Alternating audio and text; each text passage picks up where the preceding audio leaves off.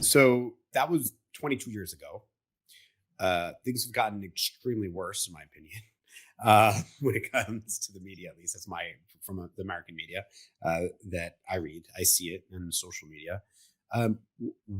If it's so evident, in fact, why do the lies, anti-Semitic lies, continue? And even bigger question: why do people still believe what they read from the LA Times or New York Times, etc., Washington Post?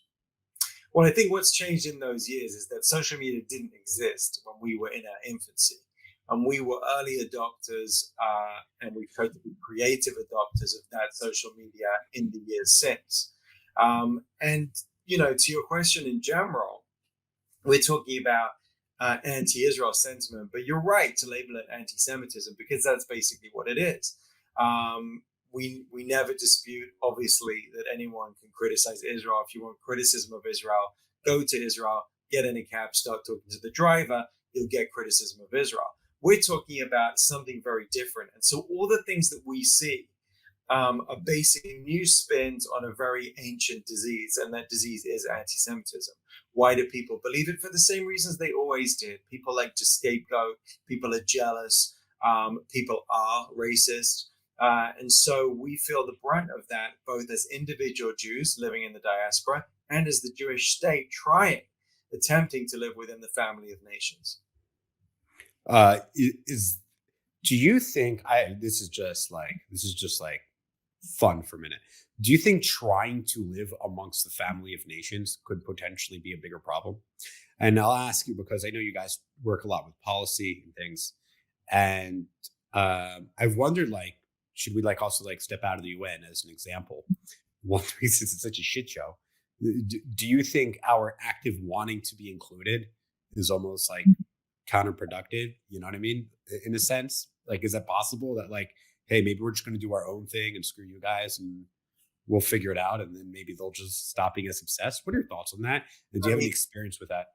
yeah, I mean, look, Shimon Peres, who was at some point in his career was all about the new Middle East and us being accepted in this region, let alone the world, was also a person that at one point said, shmum, we don't need, being the Hebrew for the United Nations, we don't need that UN. We carry on regardless. I think we need to be up to understand that Israel always needs to be in charge of its own destiny. Israel needs to be in charge, obviously, of its own security, and we march forward and do what's best for our country. But at the same time, we can build efforts and build bridges. And the truth is that I don't feel like we should write everyone off. I get why that would be an instinct of many people, seeing the kind of virulent and horrific anti-Semitism that we seeing that, for instance, Israel outstretching its hand to South Africa to help in so many different ways, particularly with their water crisis, and then South Africa basically slapping Israel around the face and saying, we're going to downgrade your embassy. Those kind of efforts, when they get rebuffed, I get how people feel like we should disconnect. But the truth is that whilst we should never reward anyone or even try to acquiesce or appease anyone who is pushing back against us like that, there are many bridges to be built. And there are many people that want to be allies with us and friends. And there's much that Israel has and can do for the world. And there are people that are willing to accept that.